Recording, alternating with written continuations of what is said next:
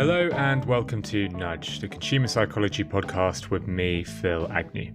Now, previously on the show, we've talked about the benefits of talking to customers. We've highlighted the insights you can only learn by asking customers direct questions, and we know the value of chatting directly with your customers. But to balance the debate and to get a different point of view, I decided to invite Adam Ferrier on the show. Adam is a very well-known consumer psychologist, brand strategist, and a real authority on behavioural economics. He is a co-founder at Tinkerbell, which was recently awarded Australia's Creative Agency of the Year, and he's a brilliant author. Adam's got a slightly different perspective when it comes to talking to customers.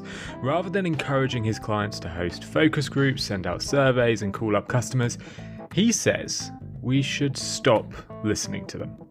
This is a really fascinating 20-minute discussion, and it kicked off with Adam explaining the problem with brands today. Many years ago, I had the pleasure of having dinner with Malcolm Gladwell. He was in Australia, and I invited him to dinner. Him, myself, and a whole bunch of Australia's top CMOs, and we just had a free-form dinner, and we asked him about marketing and so on. And I can remember the CMO of Coca-Cola at the time asked him a question and said, Malcolm, what do you think people want from brands? What do you think people want from Coca-Cola? And Malcolm just sat there for a while quietly, and then he just said, I think they just want to be left alone. And it was just such a poignant answer. And it was so true, like people don't want to be bombarded by ads. People don't want brands screaming at them all the time and all this kind of stuff. And if you ask people what they want, they'll probably say, I want to be left alone. I want to see less ads. I don't want your brand in my face all the time.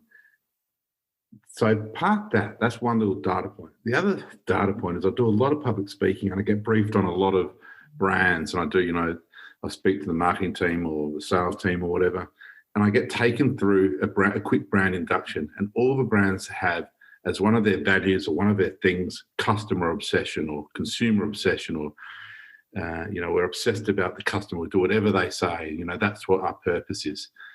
And it just struck me as bullshit. And there's a massive, I think, inauthenticity that's happening in the marketing communications world, that we're here to appease and serve the customer, and that's what our purpose is, and so on. If we really were there for the customer need, I wonder how many brands would actually exist. I wonder if in every single category there would be a tenth of the brands actually available, because we don't need another soft drink, we don't need another car manufacturer, and so on and so on. And it started getting me thinking about the difference between what customers say they want and what brands deliver. And within that, the role of market research. There's a imbalance in listening to the customer and trying to appease them at the expense of building what I would call strong brand intelligence and putting that out into the world. And so it just feels like there's a lot of rhetoric around listening to the customer, a lot of which is inauthentic. And in fact, the more you do listen to the customer, the more you act on what the customer says, then in some ways, the worse it is for your brand. One of the main pillars of Adam's argument is that market research isn't fit for the job. Rather than actually revealing the insights we need to grow a brand, it makes brands homogenous and devalued. He talks about this at length in his recent book titled Stop Listening to the Customer. And here he is explaining this idea to me. So I think that the more we find ourselves listening to the customer and acting on what the customer says, I reckon there's three kind of inherent issues with that. Number one, it's often inaccurate. Number two, it homogenizes your brand. And the third is it devalues your brand. I'll just talk about those three things really quickly. The first one is lots of market research is inaccurate. And we know this. We know that consumers are really bad historians and really bad at finding at justifying their own behaviour. We also know they're even worse futurists, and they're really bad at predicting their behaviour. They're quite good at giving precise contextual information about what's happening around them. Somebody once said to me, the only thing focus groups are good for is for designing focus group rooms. So ask a focus group, what do you think of this room? What do you think of a lighting? What do you think of a food? They'll give you pretty accurate information. Ask them what they're going to buy in 3 months' time, or how they're going to respond to that ad, or something about the past, and they're going to give you much less reliable information. When we ask people what they want, or when we understand how people make decisions, what we realise is that people have very little need for your particular brand. They need the category your brand exists in. They go along their day. Then there's a category entry point or a category driver, and that occurs at a category level. So I'm thirsty. I need to buy a new car. I need a new phone. When you ask people what they want, they normally are talking about what they want from the category. And then I think what tends to happen is most of the brands tend to meet the category needs, and the category needs are generic by kind of definition. So the more brands are around, the more they're listening to the category need, the more they meet those category needs, then the more homogenized they become. The longer brands are around, there's this kind of regression to the mean where they start to all become more and more similar to each other. So take financial services. In Australia, there's what's called the Big Four, which are the Big Four banks. The Big Four banks at a brand positioning level are all pretty much the same, except they have different colours. So they have different distinctive brand assets. So they're all meeting the same needs, but just with different colours, if I'm being really, really cynical about it. Adam is pretty blunt about the problems with market research. In his book, he states 3 core issues. The first is that people don't think how they feel. The second is that people don't say what they think. And the third is that people don't do what they say. This inaccuracy leads to homogenized, devalued brands. Adam's not alone with this point of view, by the way. Steph Stevens-Davidovitz, in his book Everybody Lies, traces this inaccuracy with market research right back to the 1950s. One paper from the time analysed official survey information collected by local government on the residents of Denver. The survey had asked residents what percentage of them voted, how many of them gave to charity, and how many owned a library card. The researchers then matched what people said in the survey with what they actually did by collecting the real results from government records. Turns out, the surveys were wildly inaccurate. Due to the social desirability bias, thousands of participants lied and overestimated their answers on the survey to make themselves look better. Has anything changed in 70 years? Well, a recent survey looked to discover just that. In the survey, University of Maryland graduates were asked various questions about their college experience. The answers were then compared with the official records. They found that people today still gave consistently wrong information in ways that made them look good. Fewer than 2% reported that they graduated with a lower than 2.5 grade point average. In reality, 11% did. And 44% said they donated to the university in the past year, but in reality, only 28% did. But it's not just our education and charitable donations that we lie about. The same is true for more promiscuous activities. Americans each year report using far more condoms than the total amount that are sold across the country. So market research isn't always accurate, clearly. And if you follow it blindly without the right context, you could end up making some silly mistakes. I asked Adam for some examples of companies that have blindly followed market research. So 2 examples. The first hasn't happened, but I'm scared it will, and that's Test cricket. Every year I see the Global Cricket Association or various countries talking about the length of Test cricket being 5 days and people saying it's too long. And this keeps on getting threatened to be shortened to 4 days. And I keep on thinking, my God, of course people are going to say that it's too long. Of course it's too long. But the very proposition of Test cricket is its length. And if you listen to the customer and did market research and people said, yeah, it's too long, it needs to fit in with my kind of day a little bit more, we want to shorten it, it's going to make it more and more like everything else. And so maybe a way to reconcile that is leave Test cricket alone, do what they've done, create Big Bash 20 over 2020, whatever you call it, but leave the actual brand of Test cricket alone. And You can see them constantly struggling with that because it's constantly against what consumers say they want. Another example is Twitter. About 5 years ago or 3 years ago, Twitter did a whole lot of market research. Everyone said they wanted to be able to have longer tweets than 140 characters. And so they doubled the tweet length. There was no extra usage of Twitter. They publicized some pretty weird, kind of spurious kind of results. But basically what they've done is they've diluted their proposition around really short, sharp, creative messages. They've made it longer. They've made you be able to put more attachments onto it and so on. And at the time they were doing it, I was thinking, oh my God, they're going to completely kill this brand. They haven't done that.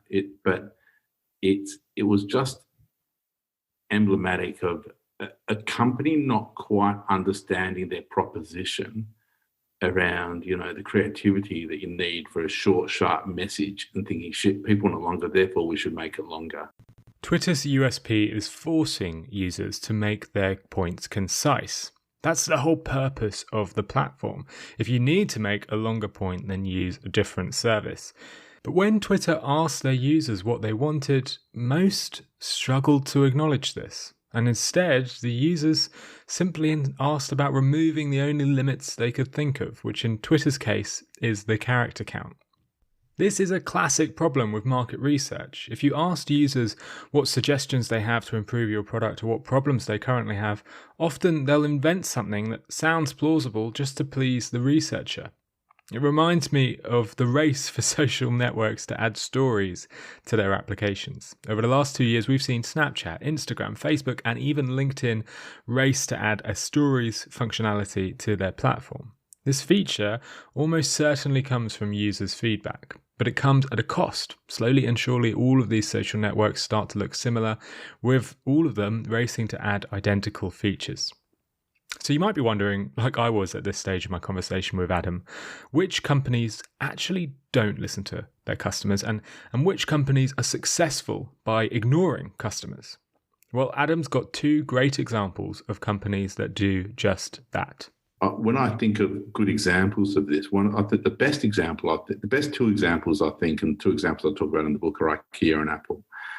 And I guess a little bit kind of controversially, I describe those 2 brands as the least consumer-centric brands in the world. They're the brands that listen to the customer the least and refuse to deliver on what the customer wants. And so IKEA, for example, if you want to buy an IKEA bookcase, you have to travel for at least half an hour to get there. You have to walk through a very long, windy path to be able to get your IKEA bookcase. You then need to pack it into your car. Then you then need to get it home. You then need to build the bookcase yourself, and away you go. Now, we know that through various mechanics and cognitive biases and things called the effort paradox or the IKEA effect or whatever it is, as people see lots of value in the more effort you put into something, you tend to value it more. So there's not a market research group in the world or a consumer in the world who will say to you, I want it to be as hard as possible to buy and assemble and have that IKEA bookcase because I'll then value it more. The more you listen to the customer, the more they'll say, I want it easy to get that IKEA bookcase. And IKEA must have had that market research back to them a million times over the years, and they've just ignored it. And I just think that's wonderful in terms of building a strong brand. So I think that's a really good example. The other example is obviously Apple, and Apple make it as hard as possible. They entwine you in a whole kind of infrastructure of inbuilt obsolescence, dongles and cords that don't match each other, weird payment systems, so you don't quite know what you're paying for what. Let's make it as hard as they kind of strangle you and wrap you in an Apple ecosystem that's impossible to get out of. It's not consumer driven. That's business, that's brand driven. And again, I really admire that. I think, good on them. They know what they're doing. They know how to build a big, strong company. There's not a consumer in the world who will say, I want as many dongles floating around me as possible to make it as hard as possible to connect all of my different devices together. It's just not going to happen. Adam's examples really resonate, and they immediately got me thinking of other very successful companies who decided against listening to the customer. Amazon Prime famously went against market research when launching Prime. No consumer told them that they'd be interested in spending $100 a year for free delivery, and yet millions and millions of us have signed up. If Facebook had asked a focus group if they'd log in every day to a platform to see what their friends are up to, you would have had a room full of shaking heads. And yet, a quarter of the world's population do exactly that every day. But these mammoth brands aren't the only good examples. Here's Adam talking about another brand, a much smaller brand, who also ignored the customer. One of the brands I've worked with for many years is a hotel brand in Australia called the Art Series Hotel. And they had a proposition around art-inspired, memorable experiences. And so we've done loads of things with them over the years. And the first thing we did was a thing called Still Banksy, where we invited people to stay the night and steal the art. And if they could steal the art and get away with it from that hotel chain, then they got to keep that, in that particular case, a Banksy worth about $20,000 at the time. Somebody got caught, that made PR, then we put another Banksy up and that one didn't get stolen. But that was the first of many different things we've done with that particular brand. The last thing we did was a thing called Art and Micro, where we had a micro art exhibition. We've done something called reverse reviews, where instead of people reviewing the hotel reviewed every single guest. We did something and it gave them a star ranking from 1 to 5 stars. We did something called the overstay checkout, where if nobody was needing to use your room the next night, then you could stay that night for free and keep on staying there until somebody needed your room. But we did all of these kind of stunts and constantly kind of built the brand that way through these ideas. And the brand just kind of got famous for doing these kind of things and became kind of got a bit of cool cachet. But all the employees, all the service staff, the front of house, everybody had to really understand what the brand was about, why the brand was doing these kind of crazy things. And it made it less reliant on traditional advertising. So truthfully, I'm not 100% convinced by this argument. I still think there is value in talking to your customer in some scenarios, but I'm very aware of how easy it is to get useless feedback if you ask the wrong questions. There is a really fine line when it comes to market research. It's very easy to ask what you want, and doing so can end up with some really useless results. That's why often it's best to follow Adam's advice and to not ask anything at all. And yet, there will still be scenarios where you need to conduct research, where you need to talk to your customers. Perhaps your boss is urging you to do so, or your team simply requires it. So, I asked Adam if he absolutely had to speak to the customer, what would he ask? That's a really good question. When I was doing psychology, we realised very early on that the best way to get accurate information was to not ask the customer, but ask the people around the customer. So do collateral interviews. So if you're interested in what a certain guy, if you're interested in that man at the bar, let's just say it was a man, and what he does there and how long he's there, if you ask him how long he sits there, he might give you one answer. If you ask his wife, how long is he at the bar, she'll probably give you a more accurate answer. Or if you ask the barman about that particular person, they might give you a better answer. So do collateral interviews, ask people around the people who you're interested in, get their opinion. The second thing is, if you are going to try to get information from that particular man at the bar, A, get that information by observing as much as you can rather than asking them anything. B, if you do want to ask them anything, then ask them about the context that they're in rather than trying to ask them to project forward or think back. And they're kind of the overarching principles that we would use when we get stuff where we actually have to ask people or kind of get primary data. So ask others and ask for context.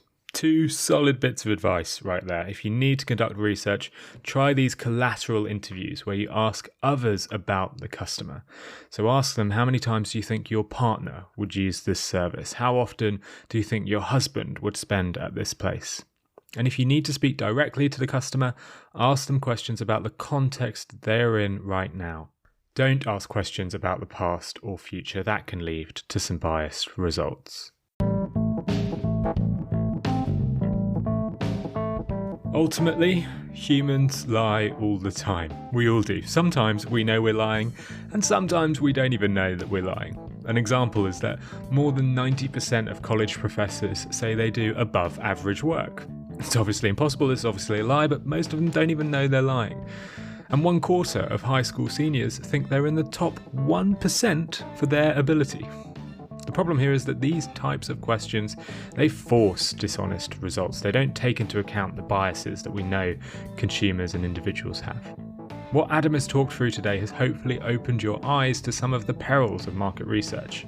So next time your boss asks you to conduct some research or an agency talks through their latest market research report, ask yourself, is this really accurate? And do we really need to talk to the customer in this scenario? As we've heard, blindly following customer advice generally leads to a homogenized brand with similar products that make it too easy for customers to switch between one brand and the next. As IKEA and Apple have learnt, sometimes it really does pay to be different. Okay, if you've enjoyed this episode, then I think you'll love Adam's book. It's titled Stop Listening to the Customer. I've left a link to the book in the show notes. And if you want to work with Adam or get in touch with him, you can check out his agency, Tinkerbell. I've left a link to their website as well. And if you've got 5 minutes spare today, I'd really appreciate if you left me a review on Apple Podcasts. Now, I can't guarantee that I'll listen to all of your feedback. Obviously, I can't after today's episode. After all, we know how inaccurate some of your feedback might be, but I do promise to read every single review, so please do go ahead and leave one. That is all from me today. Thank you again for listening to this episode of Nudge. I'll see you in 2 weeks for another episode. Cheers.